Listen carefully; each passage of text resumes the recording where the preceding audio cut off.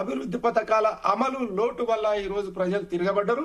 రేపు వచ్చే కాలంలో ఈ రోజు మీరు గమనిస్తా ఉన్నారు, రేపు వచ్చే కాలంలో కాంగ్రెస్ పార్టీకి తగిన బుద్ధి చెప్పబోతా ఉన్నారు. ఇంకోటి రెండవదండి, మంత్రులు ఈ రోజు డబ్బు లేదంటారు.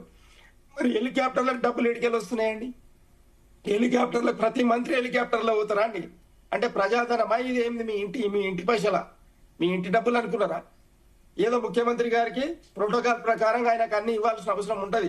రేవంత్ రెడ్డి గారు పోవచ్చు, కానీ మంత్రులకు ఏమిందండి? అంటే యాడికి పోయిన హెలికాప్టర్లో పోతారా? ప్రజాధనాన్ని కొల్లగొట్టడం కోసమే మీరు మా ఎమ్మెల్యేలై మంత్రులు అయినరా?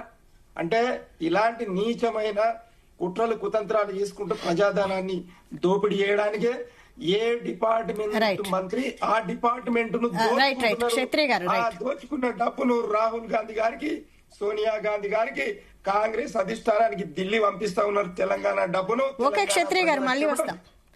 వెంకటస్వామి గారు, మీరు చెప్పండి, ఈ రాష్ట్ర వ్యాప్తంగా జరుగుతున్న ఈ